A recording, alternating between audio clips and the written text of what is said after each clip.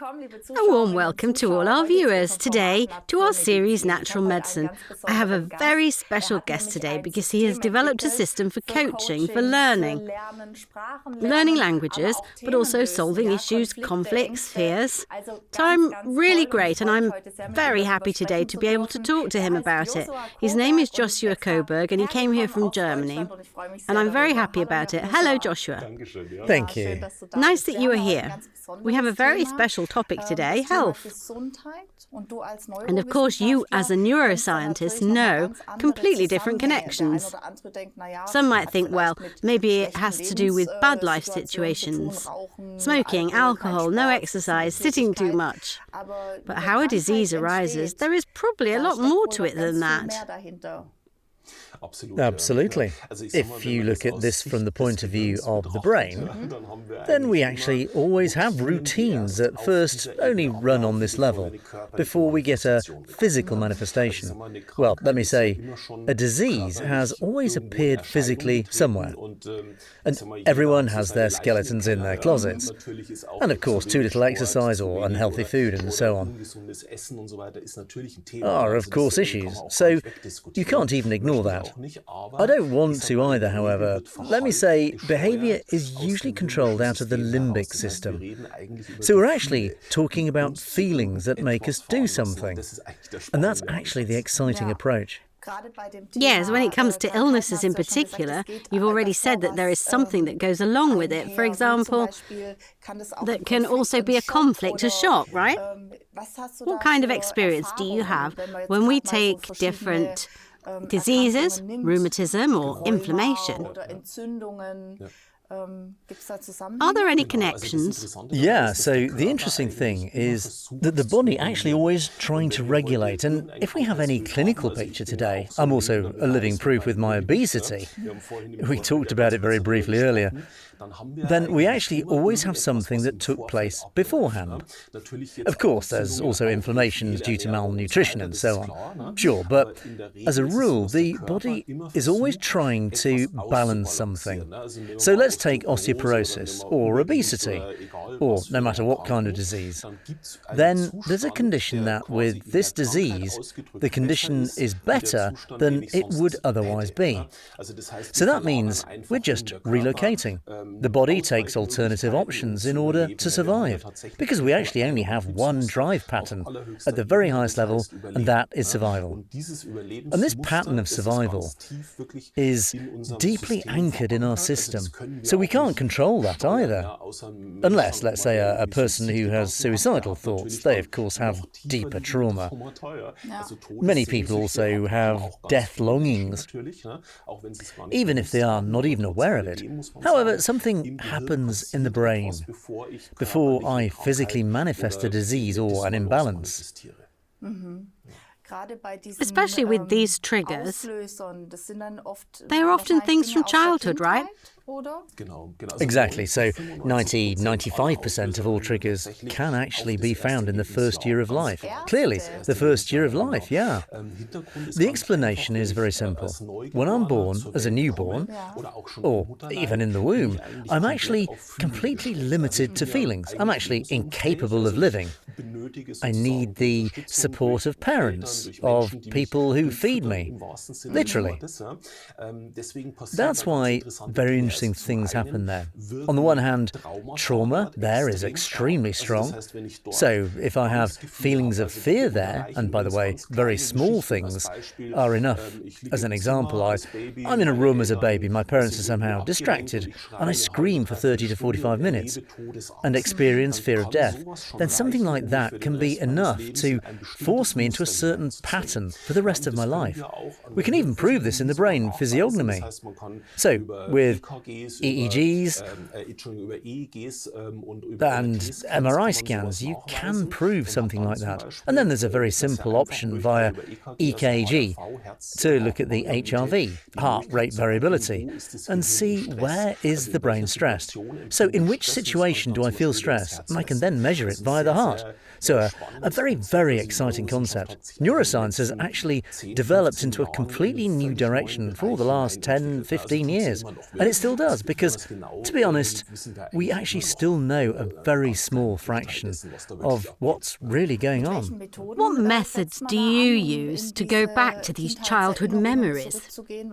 What are the neuroscientists doing there? So these are actually more like coaching methods. There's actually a whole set, from family placing to kinesiology to classic talk therapy. You basically look where there are these blockages. And for me, I specialised in this area 20 years ago because, of course, I thought about how can I address information to the brain? That's actually the exciting question, because we have about 60 to 70,000 thoughts per day, and I can only recall 300 or 400 thoughts in the evening. So consciously remember them. Then I actually have a gigantic potential that I could recall somewhere, but I can't.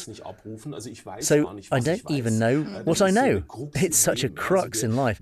So we live trauma, or we live experiences from childhood that we don't even know we're living.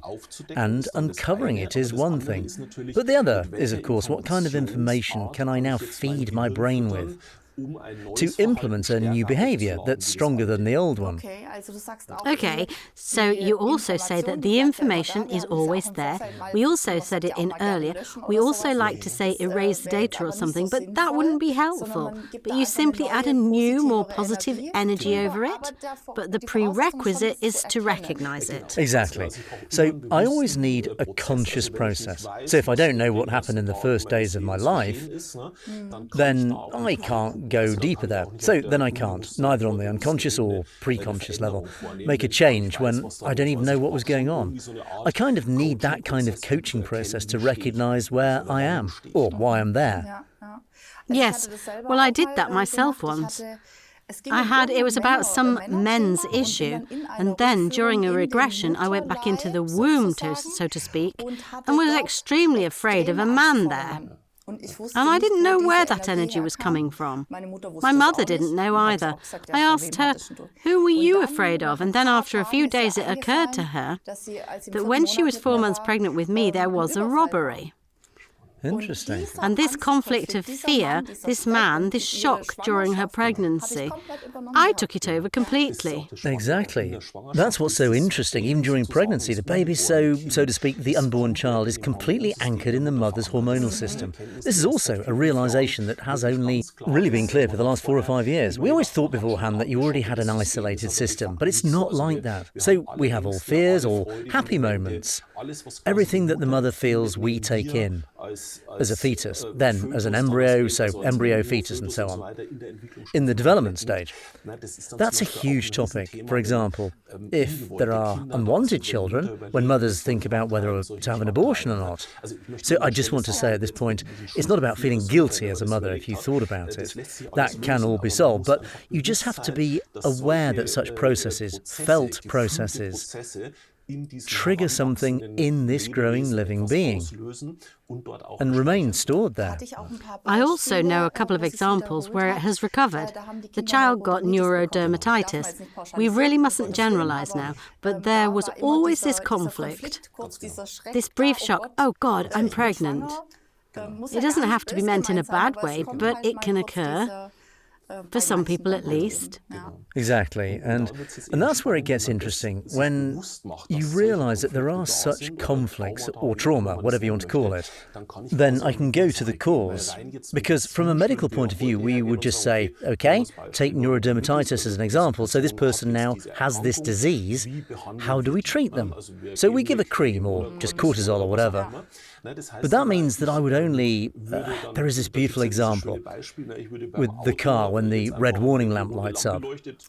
I destroy the lamp. Remove the bulb. Exactly. Then I'd say, well, the problem's now solved. Definitely, don't add any oil. Exactly, just like that.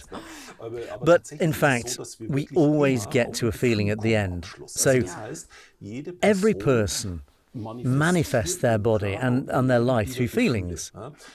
And if I take the skin now, neurodermatitis, that's the largest organ we have. So that means, on average, an adult has an area of 1.4 to 1.8 square metres. And that's a separation from the outside. And I'm afraid to isolate myself from the outside, or maybe a survival conflict, whatever.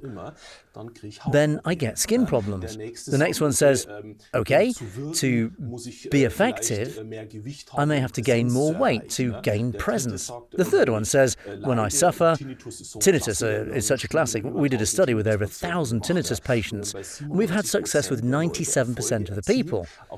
On the other hand, many people said, well, but it's actually not that bad.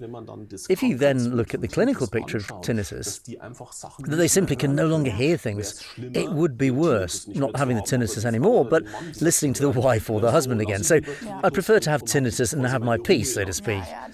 Yes, that also protects you from being confronted with the issues. I always say tinnitus, right or left. You can then also mute your partner or the mother, father. Like if children have problems with their ears. Of course, I know that from mine too. Exactly, and I think it's important to understand that there is absolutely no blame or something else behind it. I personally experienced that too. Well, I've still got my conflicts in progress.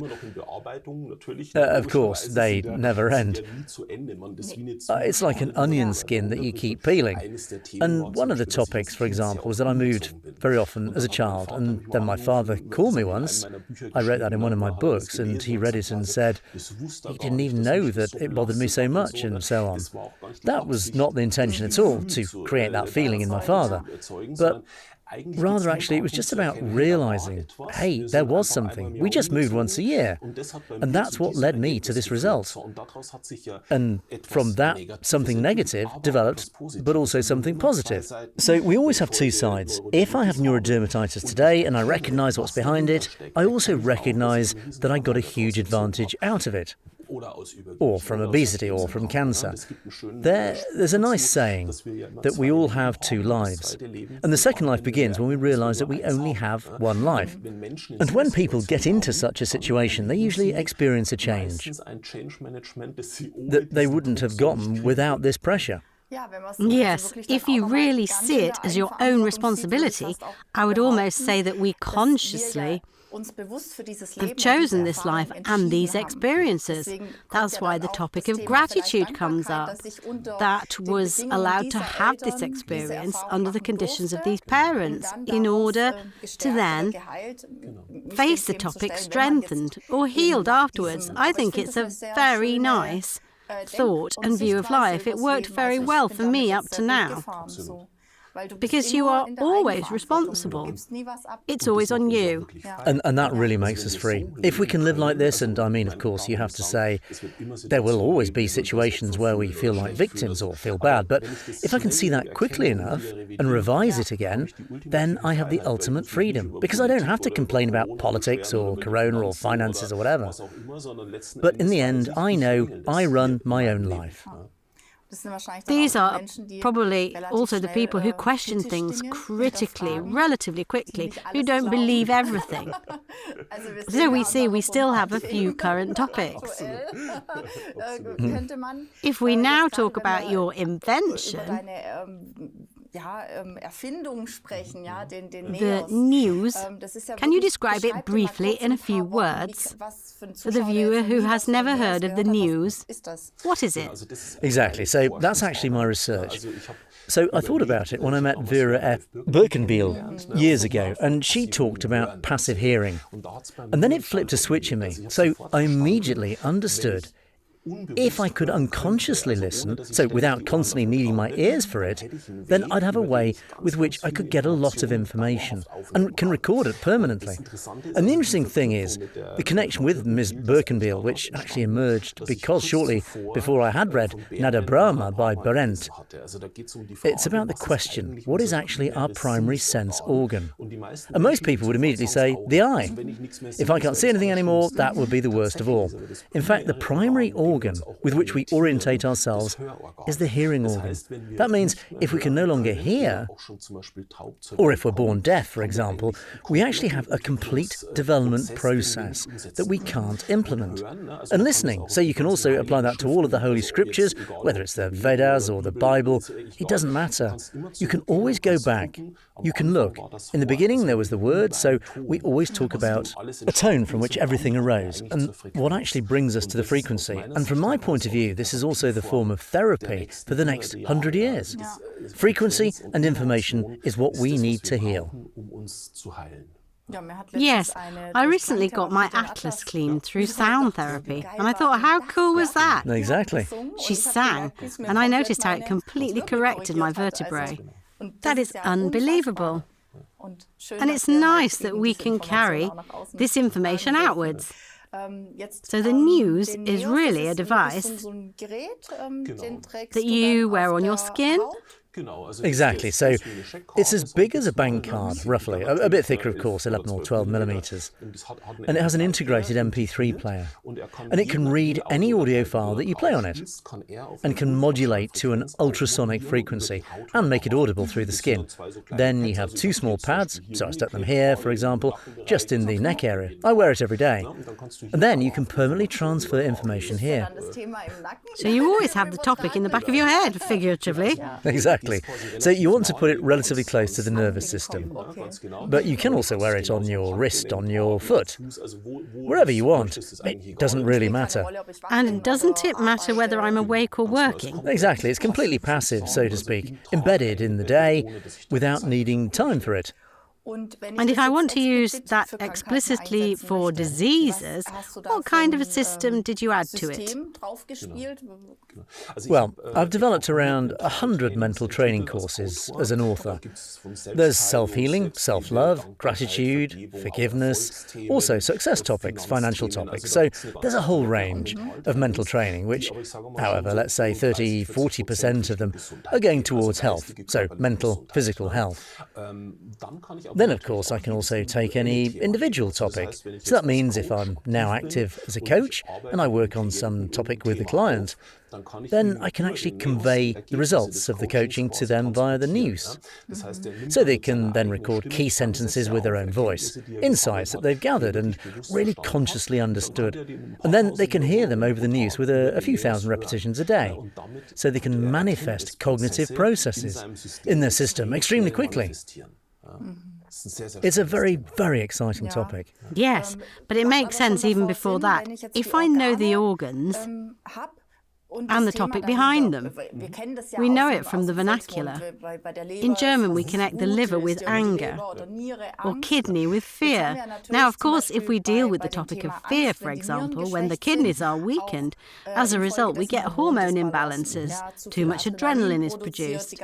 All the progesterone and estrogens in women. Accordingly, testosterone in men are imbalanced. Are there any findings about this? How do you deal with this? Or are there also effects in the system?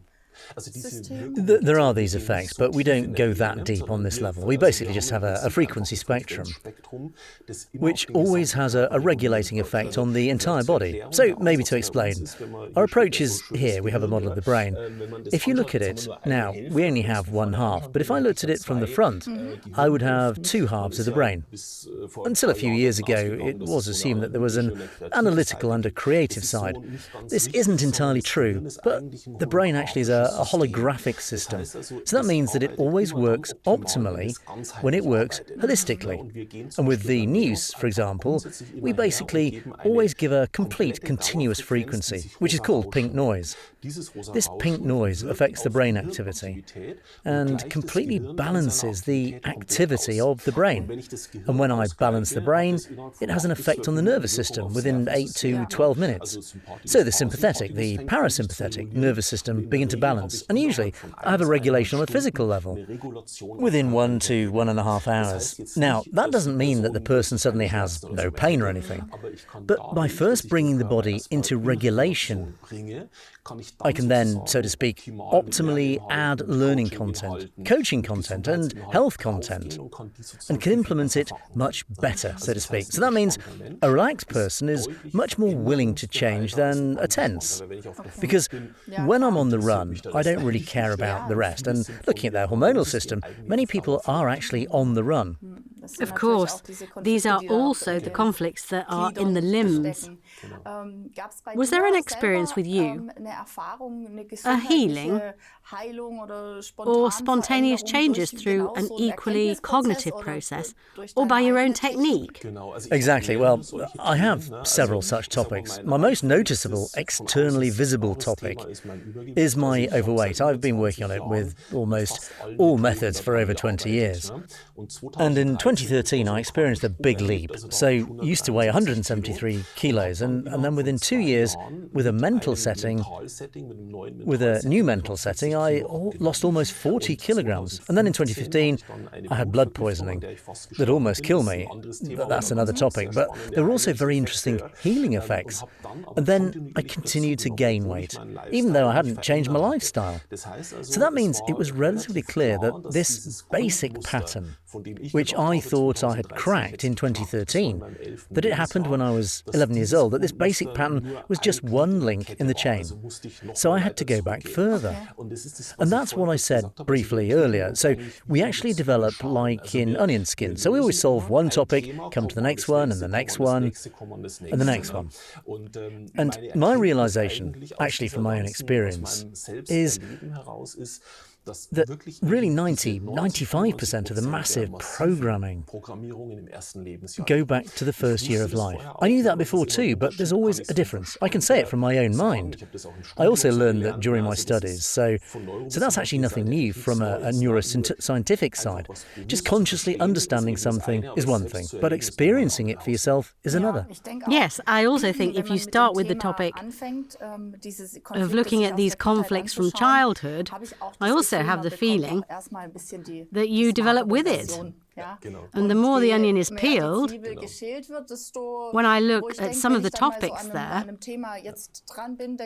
I think I couldn't have taken that at all a few years ago. It wouldn't have been possible to deal with. So you need a certain setting. That's how I feel, yes, like a new level in a game.